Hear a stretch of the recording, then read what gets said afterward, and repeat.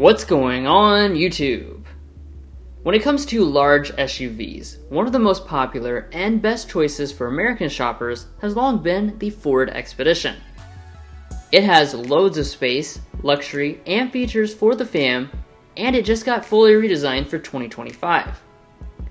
But for those who desire the finer things in life, there is the related Lincoln Navigator, which was also redesigned this year with a huge emphasis on tech. While that does demand a higher price tag, is it worth the difference? Well, that's what we're going to find out today.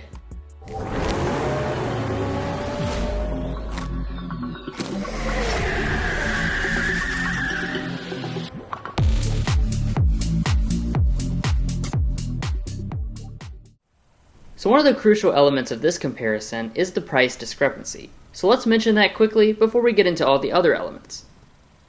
Now, if you haven't looked at large SUVs in a while, you may have some initial sticker shock for both of these. The all-new Expedition comes in with a price just shy of $90,000 when you add all the bells and whistles in its Platinum Ultimate trim.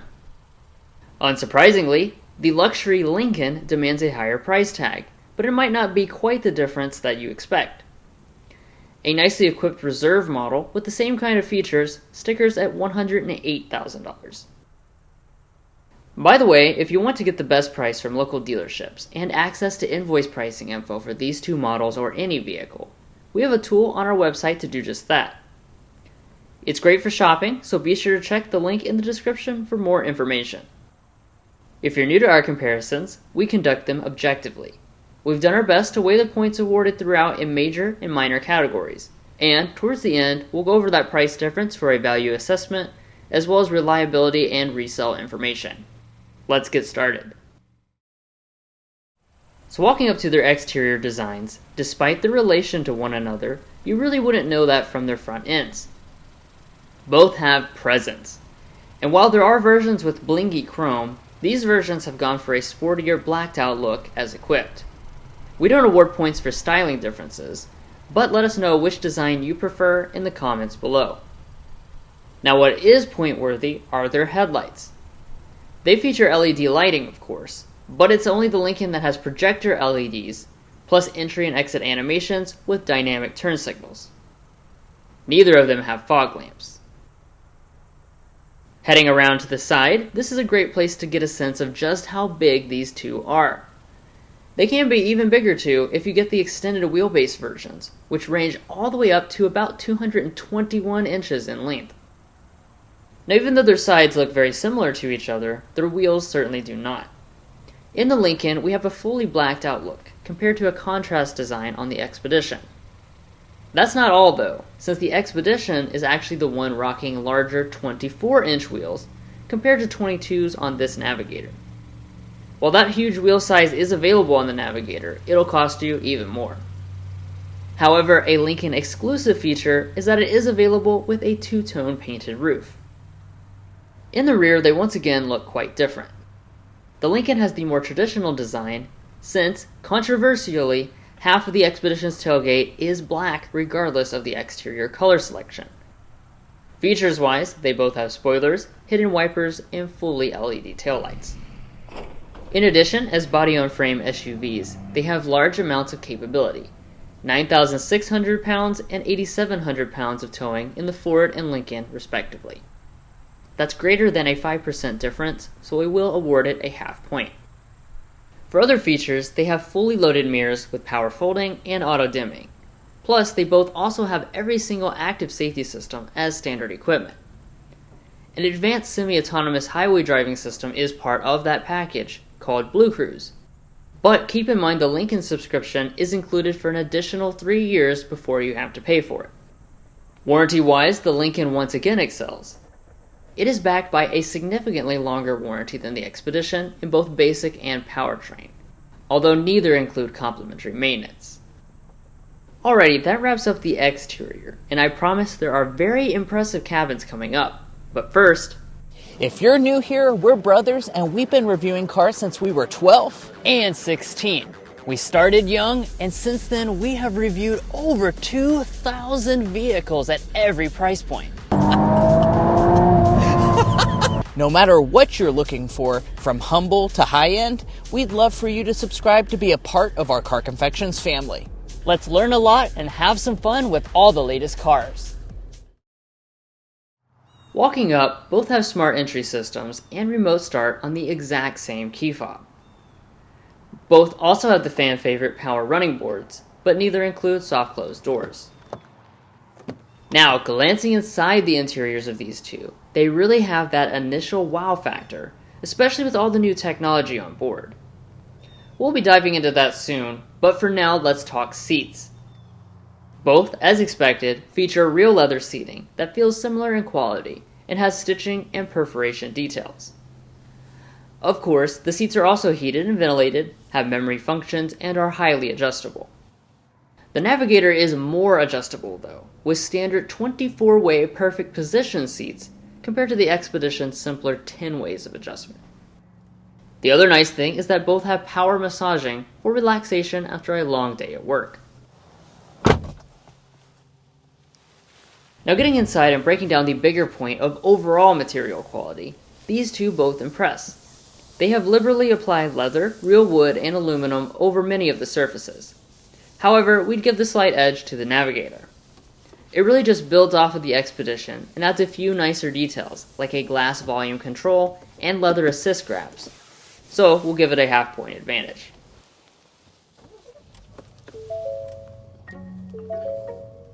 Now let's start to look around and assess individual items, starting with our gauge clusters. Obviously, you can see family resemblance here, since both have adopted large screens pushed all the way back.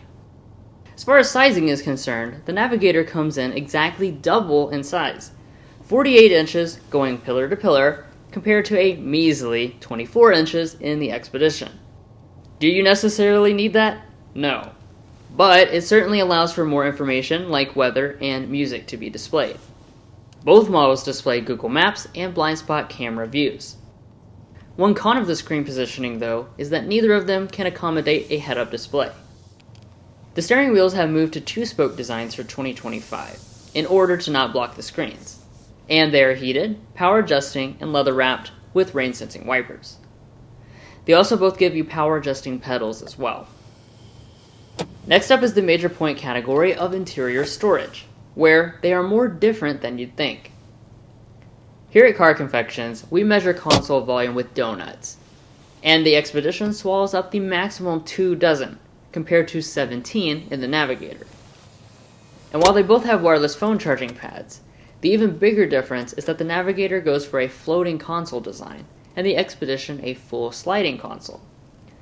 That allows you to have more customizability and space for things like diaper bags or handbags, compared to the fixed setup in the Lincoln. Both went for an electronic shifter design, the Ford a rotary, and the Lincoln a push-button setup.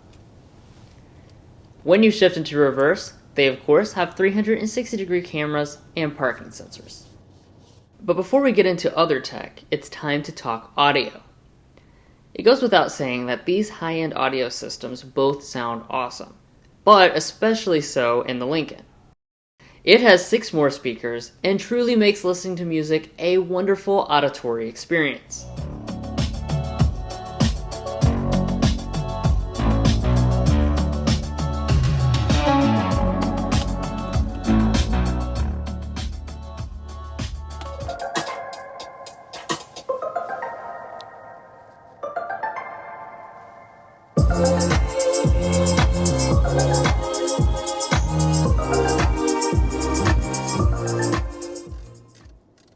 Another important aspect are the climate controls. Both feature 3-zone automatic setups, which are relatively easy to use while driving, despite being adjusted in the screens. The main differences worth pointing out are that the Lincoln includes a fragrance system standard on all models, but it also requires air vent adjustment in the screen. That's an extra complication while driving. Alright, so now it's time to talk about the main screen you can interact with. We already discussed the wayback screens of 24 and 48 inches respectively, but here we have a 13.2 and 11.1 inch touchscreen, which allow you to pull up things like wireless Android Auto and Apple CarPlay. They also both have Google built in, but it's strangely the Lincoln that has the roughly 20% smaller screen. Finally, for the front of the cabins, we have auto-dimming mirrors with a frameless design on the Navigator. Neither have camera mirror ability, but do include panoramic sunroofs.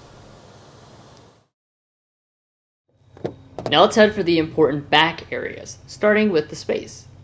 As expected for vehicles riding on the exact same underpinnings, they have nearly identical rear seat specs. But space aside, what features do you have?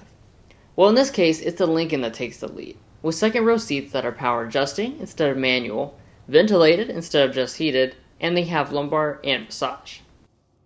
While some may prefer the accessibility of the gap between the seats, the Lincoln also has a center console with storage and a screen to adjust all kinds of things.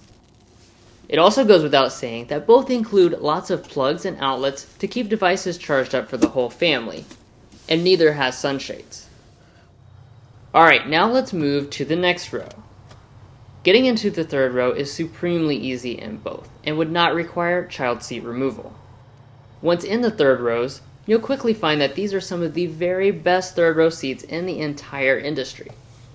They are incredibly good, with over 40 inches of maximum legroom, amazing thigh support, and features like the ability to power recline.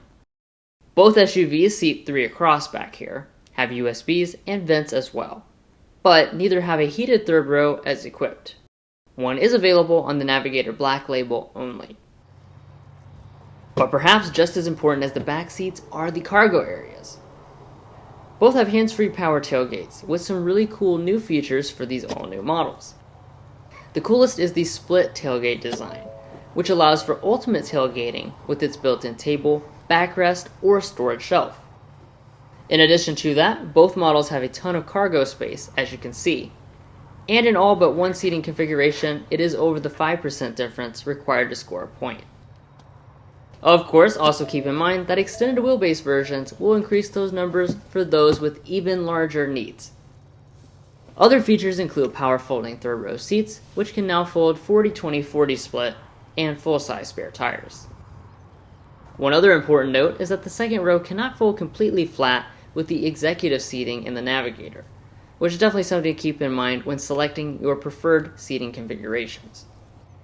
But the fight is not over yet, so let's take this out to the streets.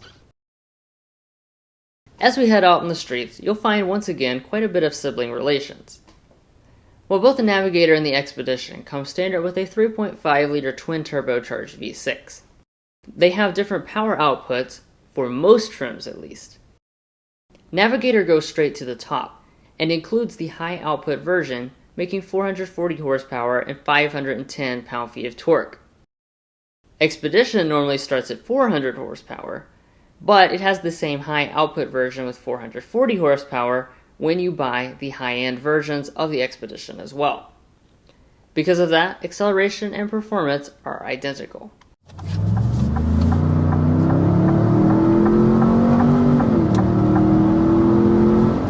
Whew. Alright, that was taking us up to 60 miles an hour, and we were going uphill as well.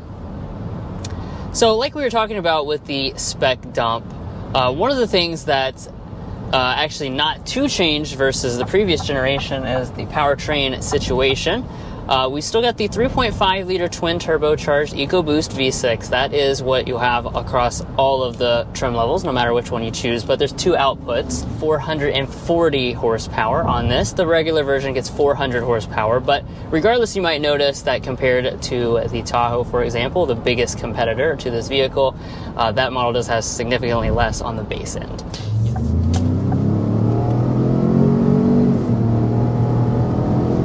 All right, 60. Nice. Very nice.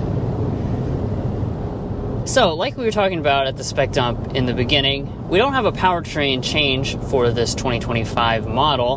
That being said, it still has a lot of power, actually more than the Escalade. So This is a 3.5-liter twin-turbo V6 engine, making 440 horsepower and 510 pound-feet of torque. When I put my foot down, I think what in particular I'm feeling is definitely that torque. As far as the transmissions are concerned, they both share a 10-speed automatic and 4-wheel drive systems as equipped. They are smooth and responsive, so nothing to complain about here. Now, as far as the other element of the powertrain, that is a 10-speed automatic transmission. This is a transmission Ford has been using through a lot of their products in recent years, and we've always had pretty good things to say about it. Even though you got 10 gears, it's not confused or anything like that. As soon as you need that extra power, you put your foot down, it can go ahead and pick the gear, even if it has to drop multiple gears at once. While these may occasionally need to tackle a light dirt road, these are luxury SUVs designed for the road first and foremost. Here they both ride very nicely, thanks to adaptive dampers. That smooths out all but the largest road imperfections. But keep in mind that the Expedition is riding on 24-inch wheels, which means as equipped, the Navigator has the superior ride quality with its 22s. Alright, and I think it's also time for us to talk about ride quality, because I think that's one of the biggest question marks we had going into this Expedition review, was how is it going to ride with those big 24-inch alloy wheels on the outside. And I have to say, I think both Drew and I are very pleasantly surprised. Here in the Navigator, I am very impressed with the ride quality. It does a great job of soaking up most of the intrusions in the road. Now, there are a couple things worth mentioning here. First of all, you cannot get an air suspension, which I am disappointed by. I wish Lincoln had added an air suspension to the Navigator and the Expedition, for that matter, for this new generation. That's really going to give you that next tier of super, super smooth ride quality. This is just going to be at the smooth and good ride quality level. We do have adaptive dampers as standard equipment, though, so that's just something worth noting. It's also important that luxury SUVs are very quiet, which is why here at Car Confections, we take a sound level reading for every vehicle we test out. You may be surprised to find out that the Expedition is about 4 decibels quieter than the Navigator when we officially tested it in Kentucky. Keep in mind that decibel readings are on a logarithmic scale, and the smallest difference an adult can usually discern is 1 decibel, which means this is definitely audible.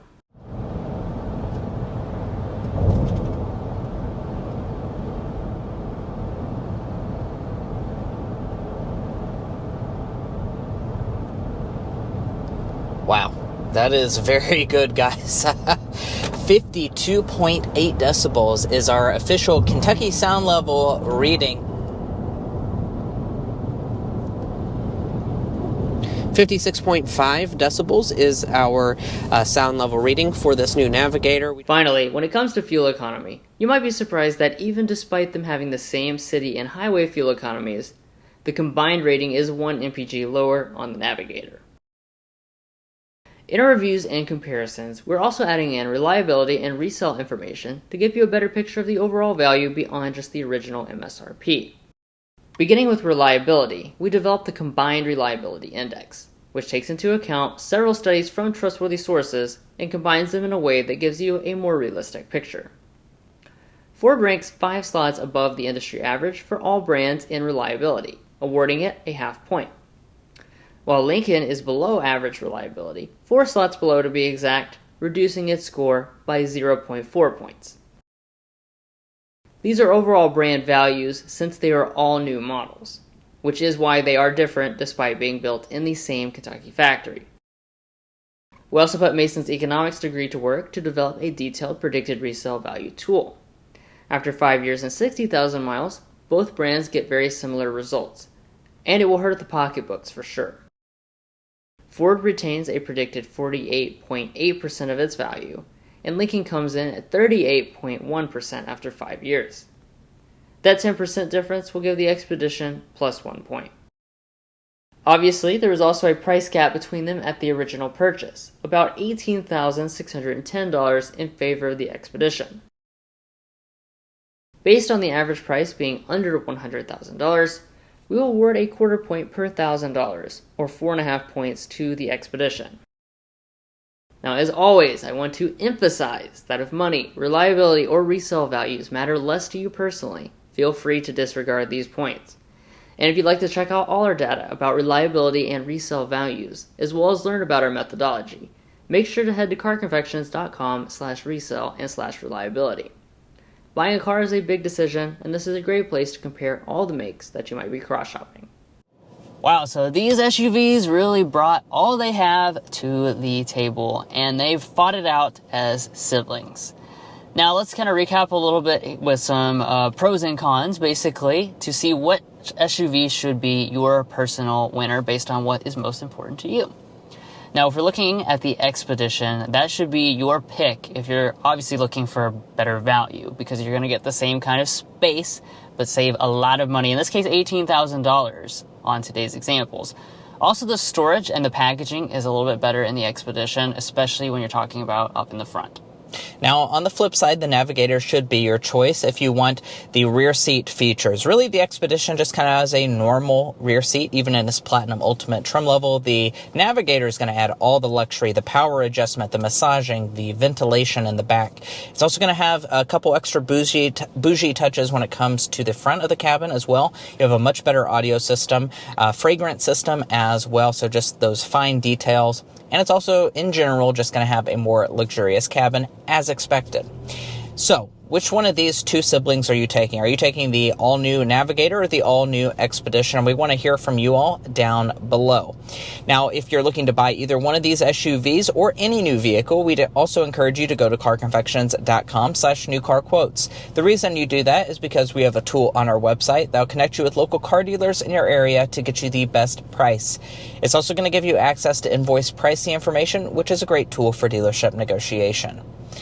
We even have a monthly payment tool, so if you'd like to check all of those things out, you can find a link to that in our video description, as well as a pinned comment down below. Guys, that's going to wrap up this comparison. If you enjoyed watching, we'd really appreciate it if you subscribe down below. If you're already a part of our family, thank you so much for your continued support, and we'll catch you next time as we sample more of the latest automotive delicacies.